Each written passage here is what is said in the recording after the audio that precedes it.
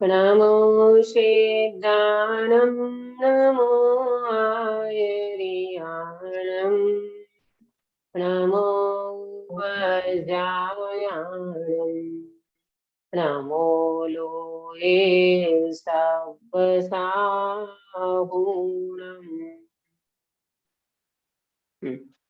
बीना Ben मंगलाचरण करो। हाँ दीदी, जय जिनेन्द्र। मंगलाचरण। जय जिनेन्द्र। चिंतामणि सम स्वयं को चेतन तत्व महान है, निज का करूं मैं चिंतवन, निज का करूं श्रद्धान में, सुदात्मा ही देव है, जो गुण अनंत निदान है। मैं स्वानुभव में देख लूं आत्मा स्वयं भगवान है। आत्मभावना, आत्मा का ज्ञान हो और आत्मा का ज्ञान हो, आत्मा से ही मेरी संसार में पहचान हो, आत्मा में दिन उदय हो, आत्मा में रात हो, आत्मा अनुभव में आवे, आत्मा की बात हो, आत्मा की भावना में ही मेरा अवदान हो, आत्मा के ध्यान में ही मेरा पुनरुत्थान हो। बहुत सुंदर मंगलाचरण किया आपने। अभी अपन शक्तियों की जो 4 लाइन है वो सभी साथ में बोलेंगे। जीवन से आत्मा जीता सदा मरता नहीं, चेते शक्ति से चेतन रहे, जड़ कभी होता नहीं। भेदों रहित सामान्य सत्ता, नित दिखे दृष्टि शक्ति से, हर वस्तु को सविशेष जाने, ज्ञान शक्ति सदैव से, ज्ञान शक्ति सदैव से। शुभ मंगल प्रभात की मंगल बेला है, उसमें हम अपने आत्म वैभव को 46 शक्तियों के माध्यम से देख रहे हैं। कैसा है हमारा आत्म वैभव? एक शक्ति की लाइन पढ़ते ही अपने को समझ में आता है कि मैं जीवत्व शक्ति से जीता हूँ। एकदम दृष्टि मुड़ जाना, दृष्टि अपनी बदल जाना चाहिए। अभी तक हमने जो जीवन जिया है वो वास्तव में मुर्दे जैसा जीवन जिया है। अब हम जब स्वभाव का भान हुआ, अपने वैभव का भान हुआ, अपनी जीवत्व शक्ति का एहसास हुआ, तो जीव को समझ में आ जाना चाहिए कि प्रभु मैं तो अनादि अनंत हूँ। मैं 60, 70, 80 साल वाला मेरा जीवन नहीं है। मेरी न कोई आदि है न मेरा कोई अंत है। ऐसा अनादि अनंत जीवत्व शक्ति चैतन्य प्राण से जीता हूँ। एक द्रव्य प्राण का तो हरण बहुत बार हुआ, ये जड़ प्राण का मिलना हुआ, जड़ प्राण का बिछुड़ना भी हो गया। अशुद्ध प्राण भी कई बार मिला और उसका भी समय होते वो भी चला गया। मतलब चला गया का मतलब ये है कि अशुद्ध प्राण तो वास्तव में जब शुद्ध प्राण का भाव ख्याल में आएगा और शुद्ध प्राण चैतन्य प्राण का जब एहसास होगा, तब ये अशुद्ध प्राण नहीं गिना जाएगा। यानी अशुद्ध प्राण जीव को नहीं है, ये एहसास कब होगा? कि ये जब जीव शुद्ध प्राण चैतन्य प्राण को या अनुभव में लेगा तब ख्याल में आएगा। एक बार आप अपने अंदर में ऐसा एहसास करना, प्रभु ये शक्तियां सारी अपने अपने अनुभव के लिए है, ये सारी शक्तियां अपना वैभव है प्रभु, और ये वैभव अपने अंदर में देखना है। बाह्य वैभव की तो यहाँ बात ही नहीं है, जड़ वैभव का यहाँ कोई काम नहीं है, है ना। अंदर के वैभव की बात है, तो आप उसको अंदर में देखना, अंदर में एहसास करना कि मैं कैसा शक्ति संपन्न सम्राट हूँ। मैं बादशाह का बादशाह हूँ, मैं चैतन्य का दरबार मेरे अंदर में भरा पड़ा है प्रभु। जैसे राजा के दरबार में कौन सी कमी होती है, ऐसे में चैतन्य दरबार, मेरे चैतन्य दरबार में कैसा वैभव है प्रभु। ये थोड़ा बहुत क्षण पुण्य के उदय वाला जीवन नहीं मानना, लाड़ी वाड़ी गाड़ी थोड़ी पुण्य के उदय से मिल गई, ये अपना वैभव नहीं है प्रभु। अपना वैभव तो अंदर में है। मैं अनंत वैभव से भरा भगवान आत्मा हूँ, और मैं चैतन्य प्राण से जीता हूँ। ये अपने को जीवत्व शक्ति बता रही है। एक एक शक्ति देखो अपने को कैसा एहसास कराती है।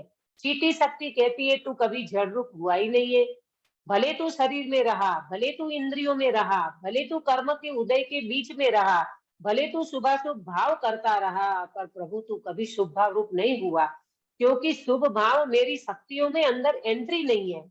मैं कभी ज्ञान रूप तो परिणमता हूँ, परंतु मैं विकार रूप नहीं परिणमता। मेरा जीवन विकार रूप होता ही नहीं है, मैं कभी राग रूप हुआ ही नहीं हूँ। अहो, ये कब मालूम पड़ेगा, मालूम ये तब एहसास होगा जब आप अपने अंदर का एहसास करोगे, तब इनका एहसास होगा। ये ऐसे नहीं होगा, नहीं तो आपको ये बार बार प्रश्न होता रहेगा कि दीदी अभी तो इंद्रिया है ना, अभी तो शरीर है ना, अभी तो हम कर्म के उदय में रह रहे हैं ना, अभी तो परिणाम हो रहे हैं ना। नहीं, वहां से मत देखो, आप वो दृष्टि करो अंदर में जहां आपका भगवान आत्मा विराजमान है, लबालब ज्ञान शक्तियों से, लबालब गुण शक्ति धर्म से भरा है। यहाँ दृष्टि जाएगी तो आपको ये एहसास होगा, वरना ये एहसास इसी तरह से नहीं होगा। आप संयोग से देखोगे, उदय से देखोगे, इंद्रियों से देखोगे, तो आपको हमेशा ये संयोगी दिखेगा। स्वभाव को देखने का तरीका अलग होता है, अलग होता है मतलब उसका नजरिया थोड़ा बदल जाता है, और उस नजर से देखेंगे, उस दृष्टि से देखेंगे, तो सारी शक्तियां ऐसी एकदम खिलती हुई, परिणमन करती हुई आपको नजर में आएगी। ऐसी चीटी शक्ति की बात करी, कल हमने दृष्टि शक्ति की भी बात करी। उसी चीटी शक्ति माने चेतना। ये चेतना का दो भेद बताया, तो दो शक्ति बता दी यहाँ पर। चेतना ज्ञान दर्शन रूप परिणमती है, तो तीसरे नंबर में दृष्टि शक्ति का नाम है दर्शन। दृष्टि शक्ति का नाम है दर्शन। कैसा दर्शन? सामान्य अवलोकन। सामान्य अवलोकन, अपनी सत्ता का स्वीकार, अपनी सत्ता का एहसास। और अपनी सत्ता का एहसास जीव कब करेगा मालूम? जब पर की सत्ता की दृष्टि छोड़ेगा तो अपनी सत्ता का एहसास होगा। ये नास्ति से कथन हुआ। और अस्ति से कथन करे तो अपनी ही सत्ता को, अपनी ही सत्ता का अवलोकन करेगा, यानी अपनी ही सत्ता का एहसास करेगा, तो पर की सत्ता सहजता से जानने में, सहजता से अवलोकन में आ जाए, देखने में आ जाए, तो उसमें कोई दो राय नहीं है। बराबर।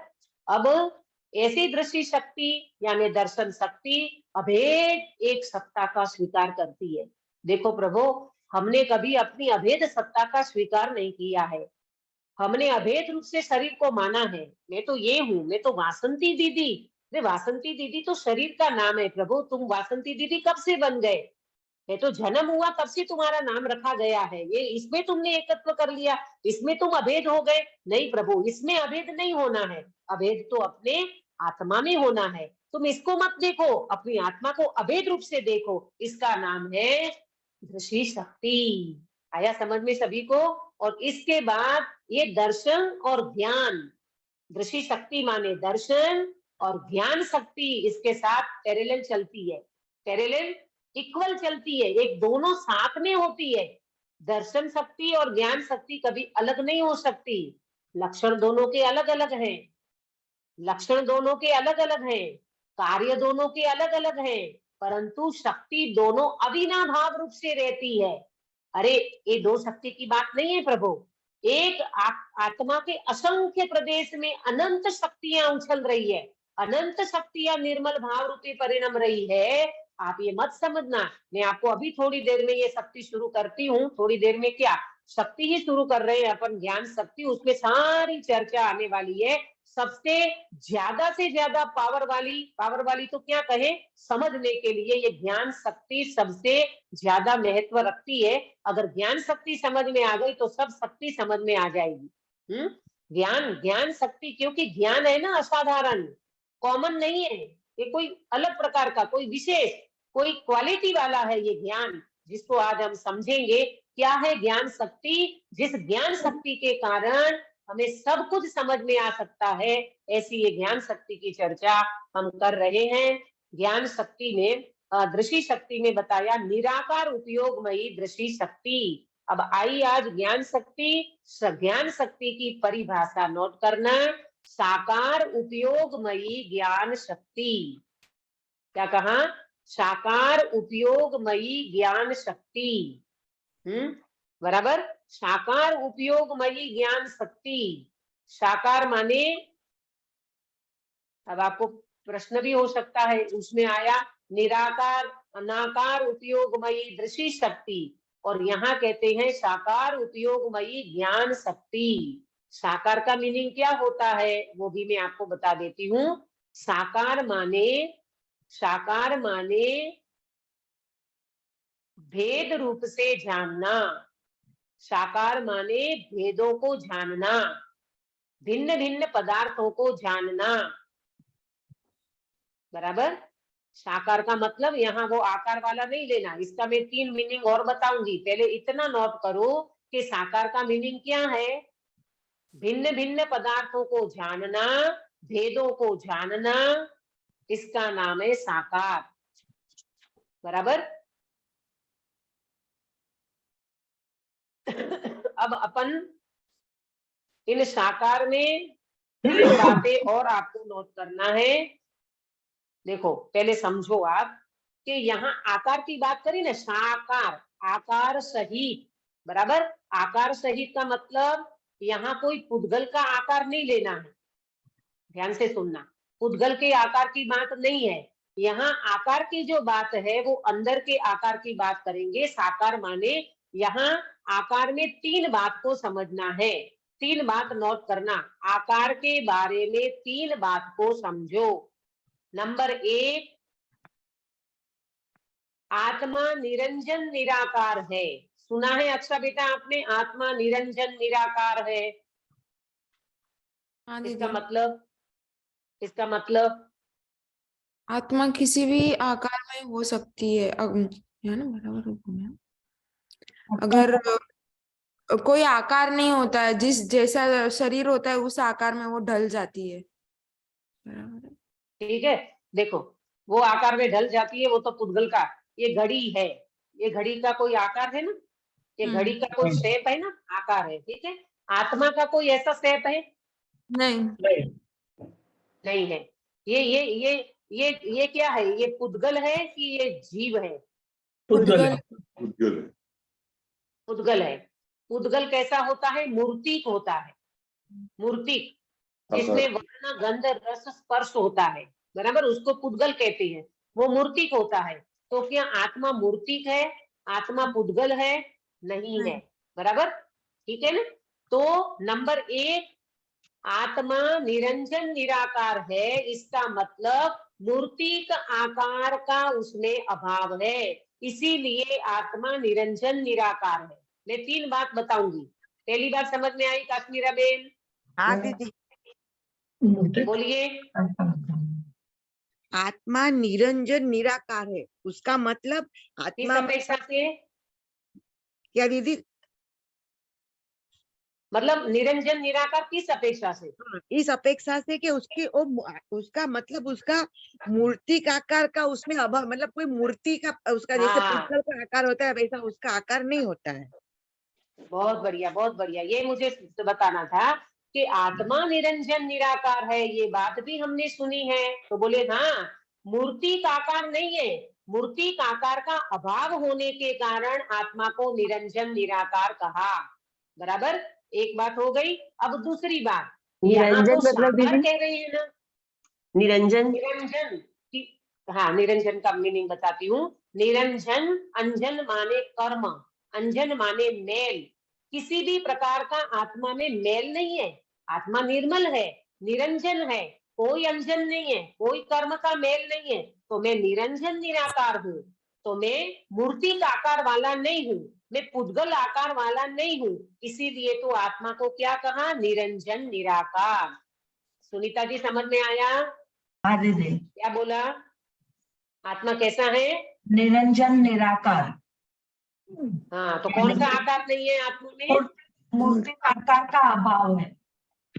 हाँ, मूर्तिक पुद्गल का जो आकार है ना, तो मूर्तिक आकार का अभाव होने के कारण मैं निरंजन निराकार हूँ। बराबर।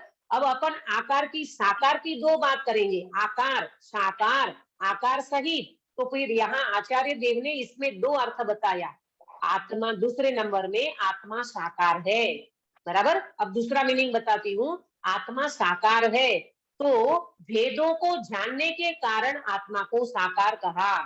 क्या बोला गिरीश भाई? रिपीट करियो। वेदों को जानने के कारण आत्मा को साकार कहा। साकार कहा। बराबर। ये दूसरी बात हो गई।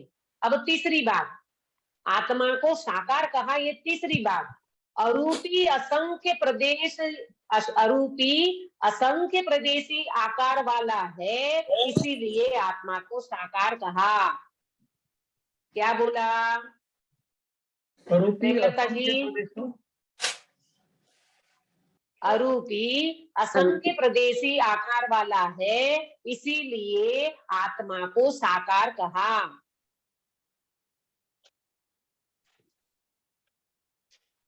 आया समझ में? नोट किया सभी ने? पंकज भाई ख्याल में आ रहा है आपको? हाँ जी, हाँ जी। हाँ, तीन बातें हो गई। पहले तो आत्मा को निरंजन निराकार कहा, वो मूर्तिक पुद्गल का आकार नहीं है, इसीलिए निरंजन निराकार कहा। नंबर 2, आत्मा को साकार कहा, क्योंकि वो भेदों को जानता है, द्रव्य गुण पर्याय के भेदों को जानता है, जीव अजीव के भेदों को जानता है, सब कुछ जानता है। बराबर। तो उसको साकार कहा। नंबर 3, आत्मा को साकार क्यों कहा? क्योंकि आत्मा अरूपी है और असंख्य प्रदेश वाला होने से आत्मा को साकार कहा। बराबर। अब मैं आपसे एक प्रश्न पूछती हूँ कि असंख्य प्रदेश का भी कोई आकार होता है क्या? नहीं, नहीं, नहीं होता दीदी। अरूपी है तो नहीं होता। अच्छा, एक मिनट, मैं एक प्रश्न और पूछती हूँ, सिद्ध भगवान का कोई आकार है कि नहीं? अंकित भैया। तो जो शरीर का जैसा आकार था उस हिसाब से ही है जब सिद्ध हुए। प्रॉपर जवाब दिया। अंतिम समय पुरुषाकार। आप बोलते हो अंतिम समय पुरुषाकार, पुरुष के आकार रूप के जो आत्म प्रदेश है, वो सिद्धालय में जाकर के अंतिम शरीर छोड़ करके, पुरुषाकार का शरीर अंतिम छोड़ करके सिद्ध भगवान जब सिद्ध होते हैं, तो उनको पुरुषाकार के रूप में उनके असंख्य प्रदेश बन जाते हैं। आया समझ में? तो सिद्ध भगवान को भी आकार है। समझना, कौन सा आकार? अंत में जो पुरुष आकार रूप शरीर छोड़ा ना, उन आकार रूप। आप बताना, सिद्धालय में जो सिद्ध भगवान है, तो आपने देखा है कभी सिद्ध शिला के ऊपर जो सिद्ध भगवान की फोटो देखी है कभी? ऐसे सिद्ध भगवान बने हुए हैं पद्मासन में और कोई खड़गासन में, ऐसे सिद्ध भगवान बने हुए हैं। तो वो कौन सा आकार है सुधा बेन? वो कौन सा आकार है?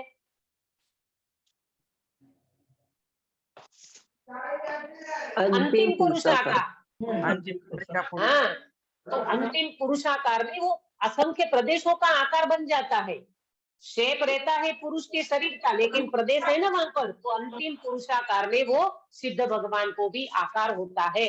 अब समझना, रूपी पुद्गल वाला आकार नहीं मानना, पर सिद्ध भगवान को असंख्य प्रदेश का आकार ऐसा बन जाता है। मैं आपको इसको एग्जाम्पल से समझाती हूँ। जैसे पानी है ना, पानी, पंकज भाई पानी का कोई आकार है?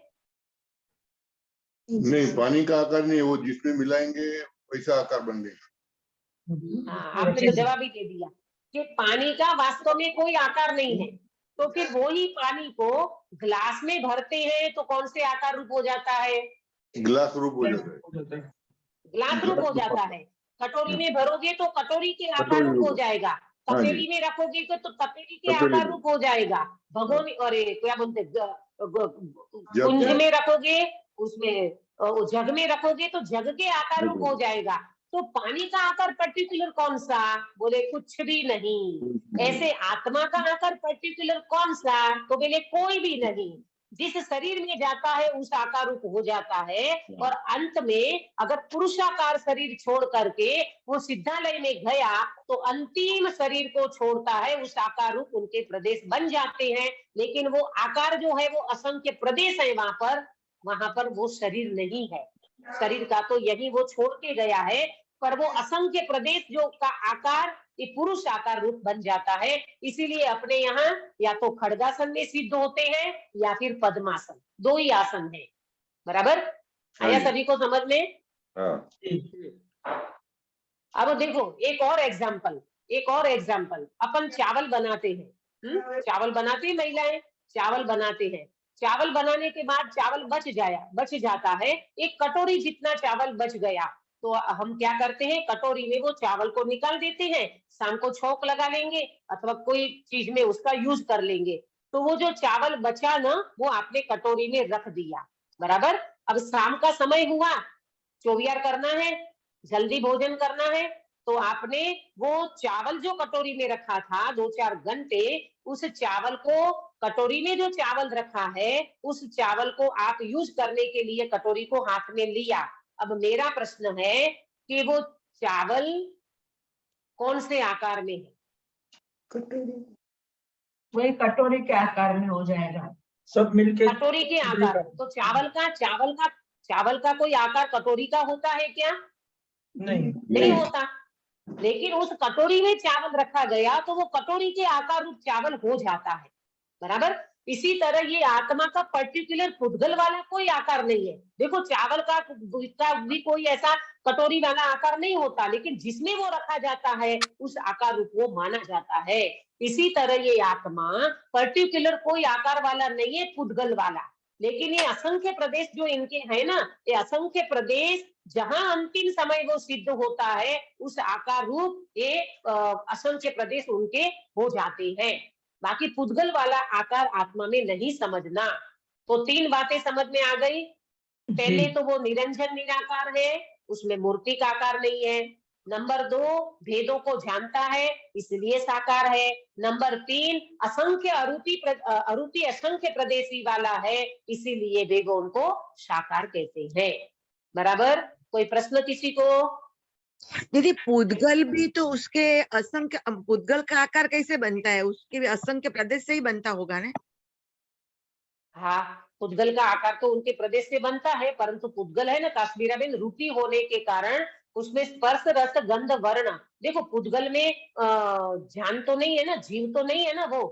हाँ। असंख्य प्रदेश तो पुद्गल में तो मालूम संख्यात, असंख्यात और अनंत 3 प्रकार के प्रदेश होते हैं। हाँ, पुद्गल में 3 प्रकार के प्रदेश है, संख्यात प्रदेशी भी होता है, असंख्यात प्रदेशी भी होता है और अनंत प्रदेशी होता है। जब जीव में तो मात्र असंख्य प्रदेश होते हैं, अनंत प्रदेश जीव में नहीं होते। अच्छा। बराबर, हाँ जी, हाँ। हाँ, तो उस हिसाब से वो पुद्गल का अलग अलग रूप मिलता है। चलो, ये बात सभी को समझ में आ गई। तो अपनी ज्ञान शक्ति की परिभाषा क्या हुई? साकार उपयोगमयी ज्ञान शक्ति।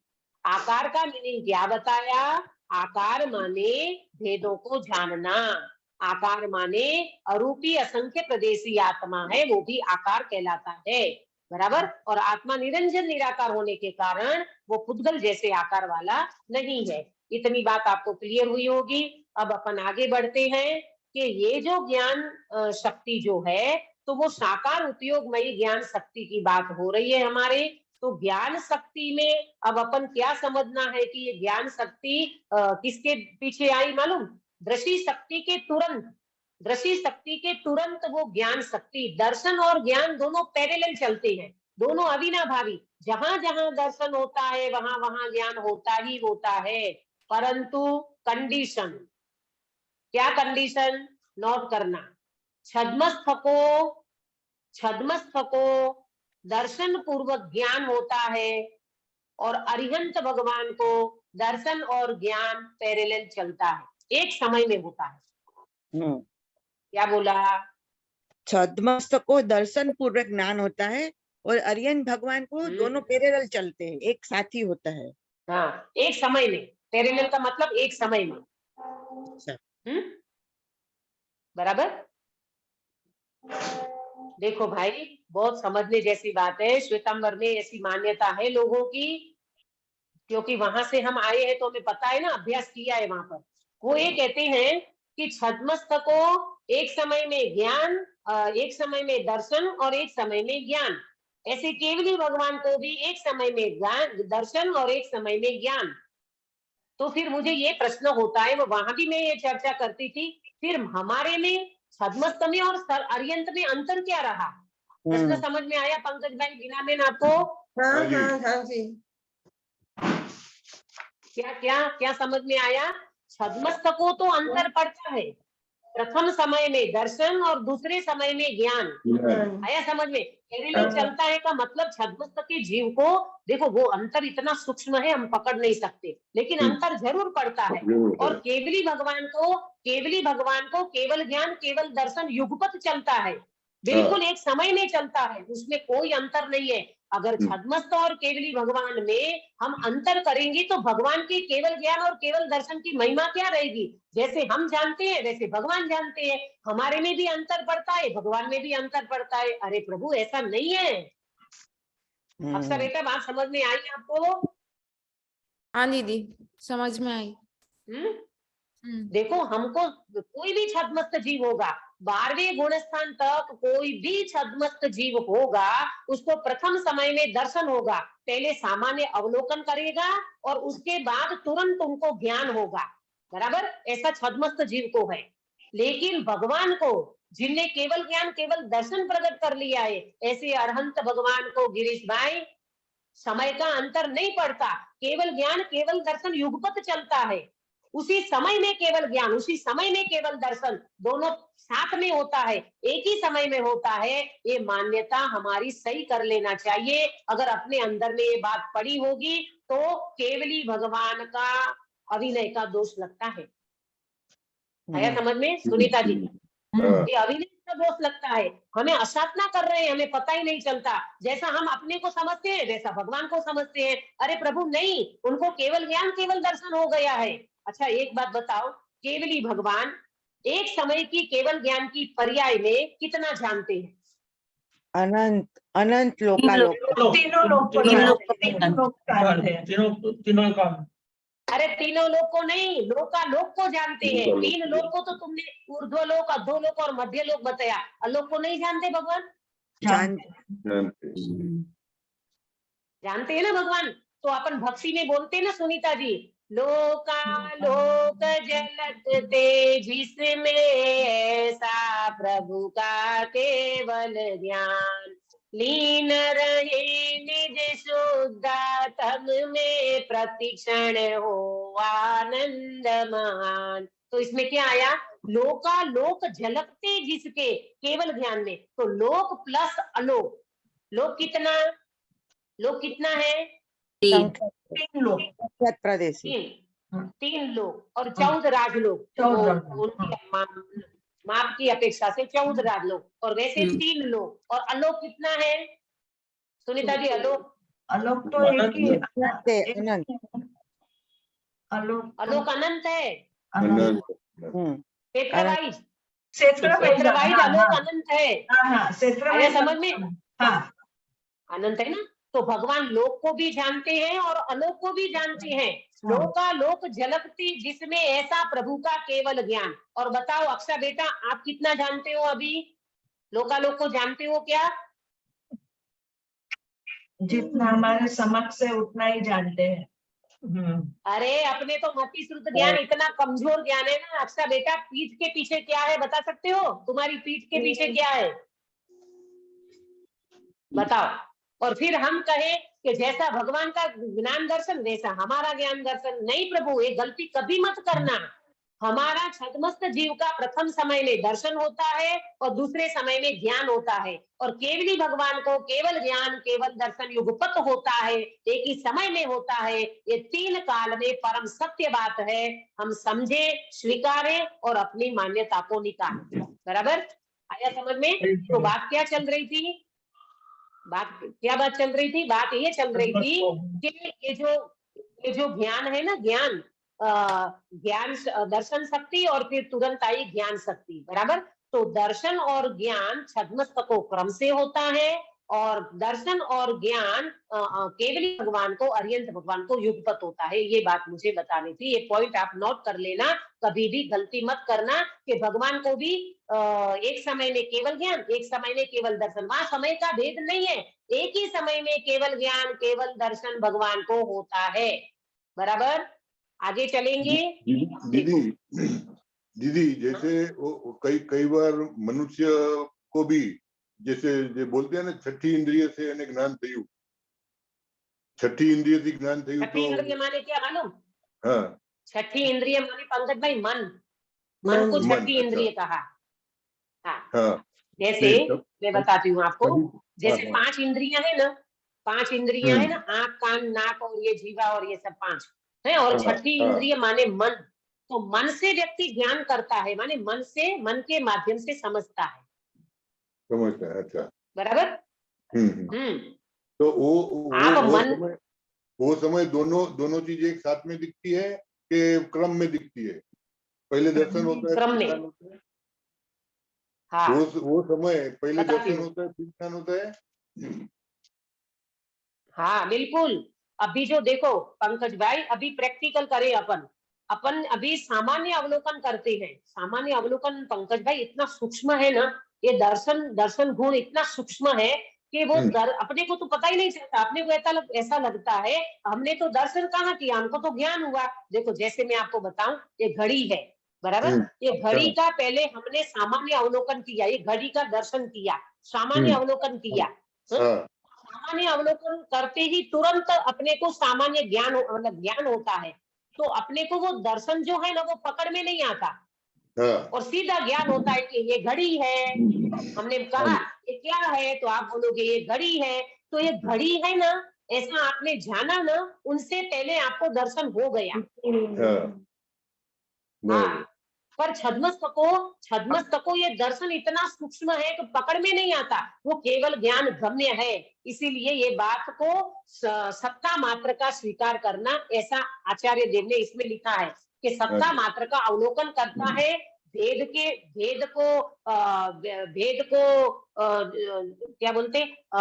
को छोड़ता हुआ, विशेष को छोड़ता हुआ सामान्य का अवलोकन और अभेद का अवलोकन, इसका नाम है सत्ता मात्र का अवलोकन, इसका नाम है दृष्टि शक्ति। आया समझ में? बराबर। हाँ दीदी। और आपने जो पूछा था ना, वो छठी इंद्रिय मन से हम जानते हैं, वो अलग चीज है, वो ज्ञान में जाएगा। मन जो है ना वो ज्ञान में जाएगा, और सामान्य अवलोकन है वो दर्शन में जाएगा। अच्छा, बराबर। हाँ, आगे बढ़ेंगे अपन। ज्ञान शक्ति की जो बात चल रही है, हमने परिभाषा देखी। परिभाषा के बाद हमने 3 प्रकार के आकार की बात करी।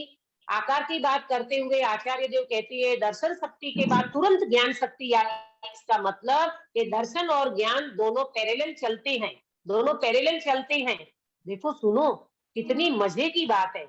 जिस आत्मा के असंख्य प्रदेश में दर्शन शक्ति चलती है, उसी आत्मा के असंख्य प्रदेश में ज्ञान शक्ति चल रही है। आया समझ में? प्रदेशों में भेद नहीं पाड़ना, लक्षण से भेद पड़ेगा, कार्य से भेद पड़ेगा। समझ में आया आपको गिरीश भाई? लक्षण से भेद पड़ेगा, कार्य से भेद पड़ेगा, पर प्रदेशों से भेद नहीं पड़ेगा। अगर प्रदेशों से भेद मानेंगे तो क्या दिक्कत खड़ी हो जाएगी? अंकित बेटा बताओगे तुम? तो ये हो जाएगा पुद्गल, क्या कहते हैं, ये शरीर ज्ञान खंड ज्ञान हो जाएगा। हाँ, फिजिकल वो हो जाएगा। हाँ, आपको अभी शब्द नहीं आ रहे, लेकिन आपका भाव में समझ गई। ऐसा हो जाएगा मालूम, ये असंख्य प्रदेश है ना, असंख्य प्रदेश, प्रैक्टिकल समझो, ये असंख्य प्रदेश है ना, तो ये असंख्य प्रदेश में जितने प्रदेश है उतने अनंत शक्तियां है ना, अनंत शक्तियां हैं। तो कौन सा प्रदेश ऐसा है जहां पर ये अनंत शक्तियां नहीं है? तो बोले पूरे असंख्य प्रदेश में अनंत शक्तियां हैं। अभी अपन बात कर रहे हैं दर्शन शक्ति की और ज्ञान शक्ति की, तो ज्ञान शक्ति भी आत्मा के असंख्य प्रदेश में व्यापक है और दर्शन शक्ति भी आत्मा के असंख्य प्रदेश में व्यापक है। अगर हम ऐसा मानेंगे कि आत्मा के अमुक प्रदेश में तो ज्ञान शक्ति, अमुक प्रदेश में दर्शन शक्ति, तो क्या हो जाएगा? जहां जहां अमुक प्रदेश में दर्शन शक्ति है वहां ज्ञान नहीं है, तो ये हिस्सा तुम्हारा ज्ञान के बिना खाली रह जाएगा। तो वहां फिर आपको जैसे कि व्यक्ति को पैरालिसिस हो जाता है तो क्या होता है? जैसे हाथ में पैरालिसिस हो गया, ये क्या हो गया? जड़ हो गया, जड़ जैसा हो गया ना, कोई मूवमेंट नहीं हो रही है यहाँ पर, ऐसा हो जाएगा। आया समझ में? असंख्य प्रदेश में ज्ञान शक्ति, असंख्य प्रदेश में दर्शन शक्ति, असंख्य प्रदेश में जीवत्व शक्ति, असंख्य प्रदेश में चीपी शक्ति। कोई प्रदेश का भेद नहीं पाड़ना प्रभु। मैं आपको अभी दृष्टांत से समझाती हूँ, बिल्कुल बैठ जाएगा। आपने ठंडाई बनाई, गर्मी के दिनों में ठंडाई बनाते हैं, ठीक है? ठंडाई में कितने पदार्थ डले हैं? बहुत काश्मीरा सारे। में बहुत सारे पदार्थ, बराबर, बहुत सारे पदार्थ डले हैं ठंडाई में। और जब ठंडाई की एक चम्मच आपने मुंह में ली तो उसमें इलायची का स्वाद, काली मिर्च का स्वाद, सौंफ का स्वाद, शक्कर का स्वाद, बादाम का स्वाद, तुम्हारे दूध का स्वाद, सब एक साथ आता है कि अलग अलग? एक साथ आता, बराबर। अब मेरा प्रश्न है, उन ठंडाई के एक ग्लास में उनके जितना भी स्पेस है, माने जो ठंडाई का जितना भी ग्लास भर के ठंडाई है, उनके सारे ठंडाई के एक बूंद में वो सब चीजें हैं कि नहीं है? है। और वो पूरे ग्लास में वो सब चीजें हैं कि नहीं है? है। इसका मतलब क्या हुआ? इसका मतलब ये हुआ, जितनी ठंडाई है उसमें सब पदार्थ डले हुए हैं, घुल मिल गए हैं, सब एक में एक जैसे हो गए हैं। इसलिए ठंडाई का एक बूंद चखो, चाहे ठंडाई का पूरा ग्लास भर के पियो, पूरी ठंडाई में सब चीजें व्याप्त हैं, सब चीजें व्याप्त हैं। इसी तरह आत्मा के प्रदेश में अनंत शक्तियां व्याप्त है, कोई प्रदेश खाली नहीं रहता एक भी शक्ति के बिना। ये मुझे समझाना था। आया समझ में सभी को? सुधाबेन, प्रेमलता जी? जी जी जी, आया ना समझ में? आपने पैरालिसिस का बोला, पैरालिसिस का बोला, तो वो पैरालिसिस जितना पोर्शन में होता है उतना पोर्शन में ज्ञान नहीं होता है, जिसे पैरालिसिस बोलते हैं ना? नहीं होता ना। हाँ तो ऐसा ही तो है, आप समझो ना, जहाँ पैरालिसिस हो गया वहां उसको चिमटी मारो, कुछ समझ में नहीं आता उसको, क्योंकि वहां ज्ञान अवराई गई, ज्ञान पे आवरण आ गया, वो नहीं समझ पाएगा। आप ऐसे चिमटी मारो उसको, कुछ ऐसा से नहीं होता वहां पर, क्योंकि आत्म प्रदेश संकोचाई गया, आत्म प्रदेश सिकुड़ गए वहां फिर उनके प्रदेश जो है ना, वहां उसको क्या बोलते हैं आप, ऐसे करो तो उसको समझ नहीं आता, सेंसेशन नहीं होता उनको उस समय। आया समझ में? प्रदेश तो आत्मा के असंख्य प्रदेश होते हुए भी वो प्रदेश बिल्कुल ऐसे सिकुड़ जाते हैं, उनको समझ में नहीं आता उसी समय। लेकिन ये आत्मा के असंख्य प्रदेश में शक्तियां अनंत है, पैरालिसिस वाली बात अलग है। अभी वर्तमान में अपने असंख्य प्रदेश में से ज्ञान उछल रहा है, दर्शन शक्ति, जीवत्व शक्ति असंख्य प्रदेश में भरी पड़ी है, पूरी व्यापक है, एक भी प्रदेश खाली नहीं है। तो मैं आपको मालूम ये बात समझा रही थी, आत्मा के असंख्य प्रदेश में जहां दर्शन शक्ति है वहां ज्ञान शक्ति है, परंतु दोनों का लक्षण अलग अलग है, दोनों का कार्य अलग अलग है। अब बताओ, दर्शन शक्ति का लक्षण क्या है और ज्ञान शक्ति का लक्षण क्या है? दर्शन शक्ति सामान्य अवलोकन। हाँ, और ज्ञान शक्ति ज्ञान डिटेल में वेदों से देखता है। हाँ, कॉमन रूप से ऐसे बोलो कि दर्शन शक्ति सामान्य अवलोकन करती है और ज्ञान शक्ति भेदों को जानती है। ज्ञान शक्ति में जानन कार्य है और दर्शन शक्ति में सामान्य दर्शन, सामान्य अवलोकन, ये ज्ञान शक्ति। तो दोनों का लक्षण अलग अलग हो गया ना पंकज भाई? टीना बेन, समझ में आया आपको?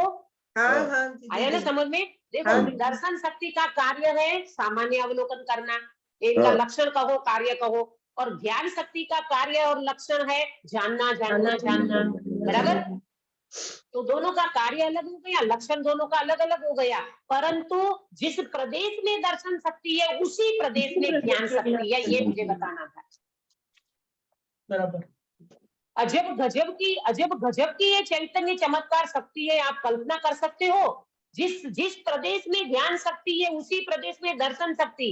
वो ठंडाई वाला दृष्टांत याद रखना, काश्मीरा बेन। हाँ दीदी।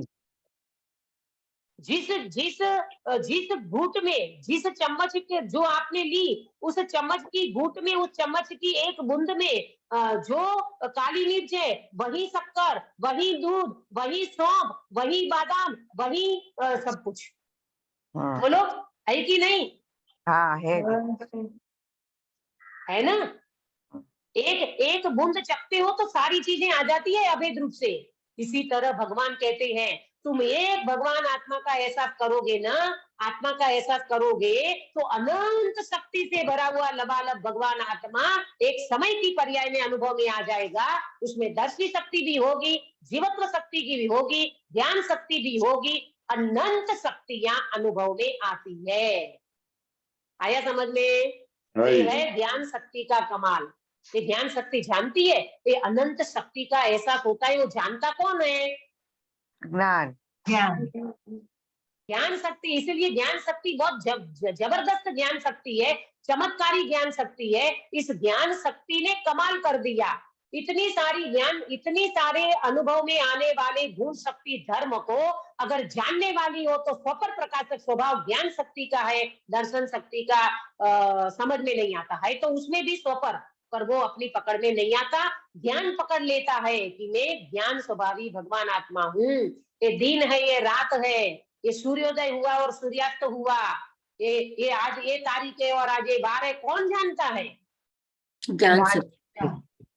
ज्ञान जानता है। प्रभु तो ज्ञान की महिमा करो, ज्ञान की महिमा करो। अपने को मालूम अब बहुत बड़ी कमी ये हो रही है जीव में, वो प्रैक्टिकल करना नहीं चाहता।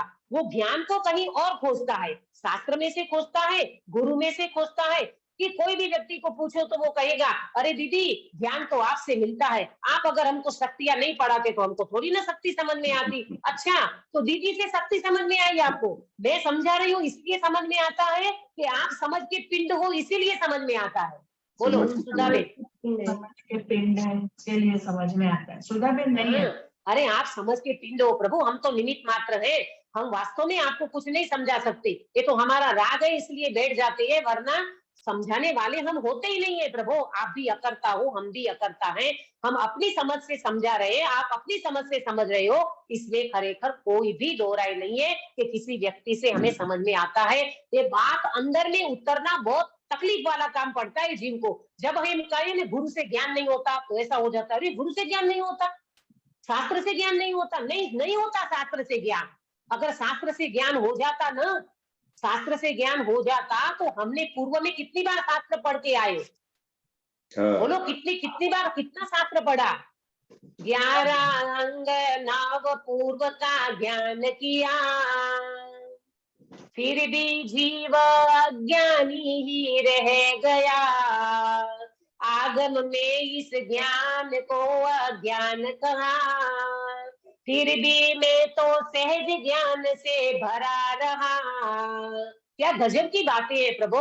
मैं अनंत बार 11 अंग नवपूर्व का ज्ञान पढ़ा है मैंने। अरे अभव्य जीव भी 11 अंग नवपूर्व का ज्ञान पढ़ता है, लेकिन सम्यक ज्ञान नहीं होता। ज्ञान की परिणति खिलती नहीं है, आत्मा अनुभव में आता नहीं है, तो अज्ञानी रह जाता है। तो अब समझ में आया, शास्त्र पढ़ने मात्र से ज्ञान नहीं होगा, गुरु के माध्यम से ज्ञान नहीं होगा, तो फिर ज्ञान कैसे होगा बेटा अक्षा? नहीं, कुछ अंतर में ध्यान लगाएंगे तो ही ज्ञान होगा। हम ज्ञान के पिंड अंतर में ध्यान लगाने का मतलब आत्मा का अनुभव करेंगे तो ज्ञान होगा। इसका मतलब ज्ञान आत्मा में से आता है कि ज्ञान शास्त्र में से आता है? आत्मा में,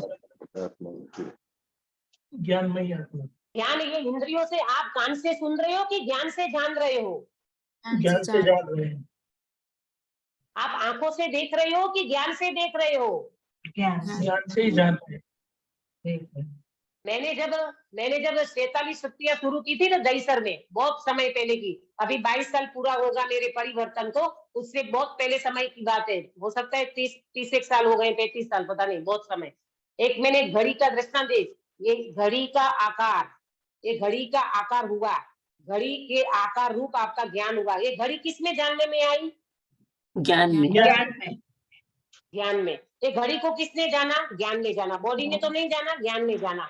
तो ये घड़ी को ज्ञान ने जाना, तो ये घड़ी का आकार ज्ञान में ख्याल आया, बराबर। घड़ी का आकार रूप आपका ज्ञान हुआ।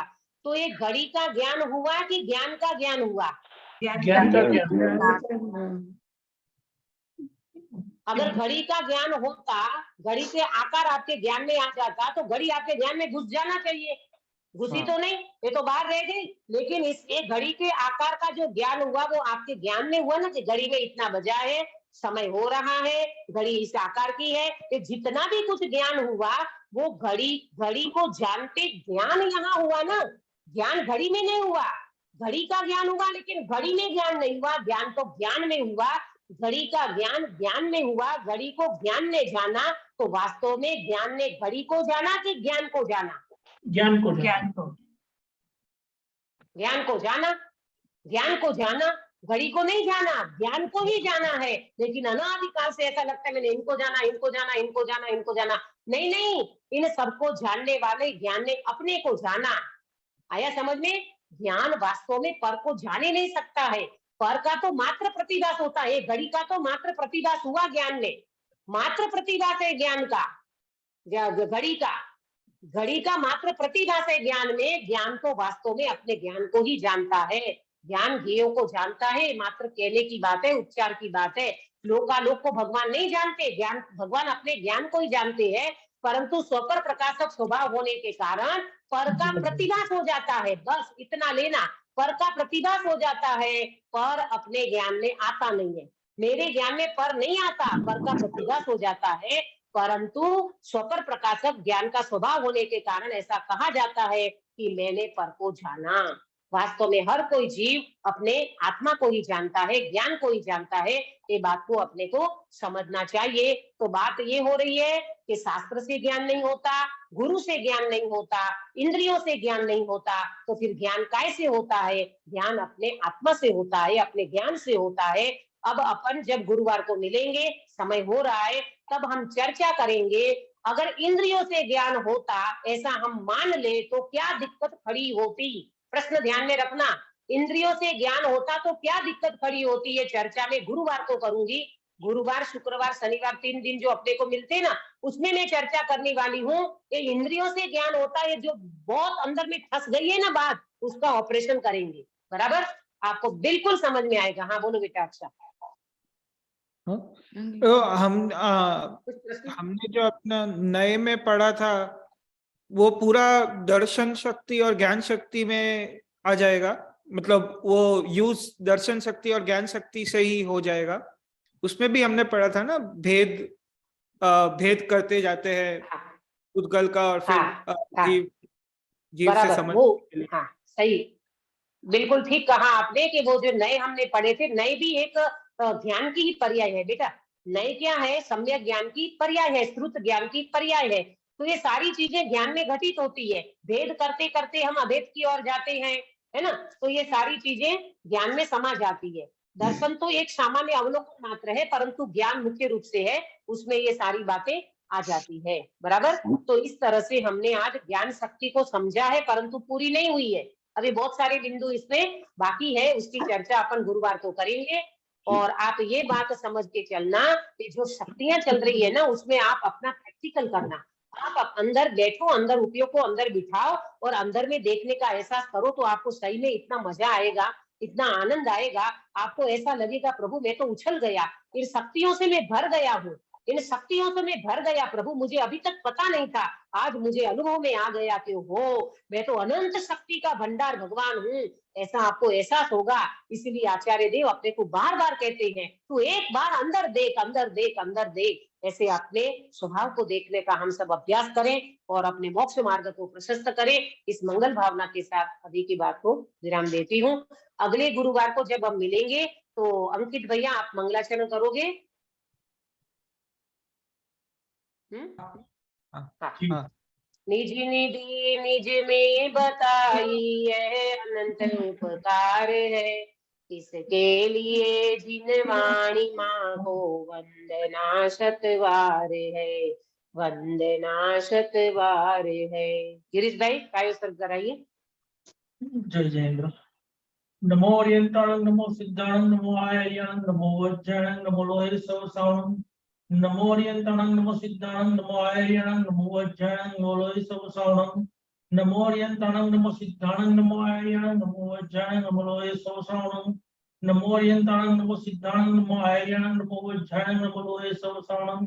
नमो ओरियंताणं नमो सिद्धाणं नमो आर्याणं नमो वज्राणं नमो लोहे सवसाणं। नमो ओरियंताणं नमो सिद्धाणं नमो आर्याणं नमो वज्राणं नमो लोहे सवसाणं। नमो ओरियंताणं नमो सिद्धाणं नमो आर्याणं नमो वज्राणं नमो लोहे सवसाणं। नमो ओरियंताणं नमो सिद्धाणं नमो आर्याणं नमो वज्राणं नमो लोहे सवसाणं। नमो ओरियंताणं नमो सिद्धाणं नमो आर्याणं नमो वज्राणं नमो लोहे सवसाणं। येषु पंच नमस्कारो सर्वभावनाशनो मंगलांच सर्वसिद्धं भवति। बोलो अंतर्मुख मुद्राधारी सर्व जिनेन्द्र भगवान की जय जय हो। हो। नित्य बोधिनी द्वादशांगमयी जिनवाणी माता की जय हो। 3 कम 9 करोड़ सर्वे वितरागी महामुनि राजों की जय जय हो। हो। परम अहिंसामय वितरागी जैन धर्म की जय जय हो। हो। सभी को जय जिनेन्द्र। जय जिनेन्द्र। सभी को जय जिनेन्द्र।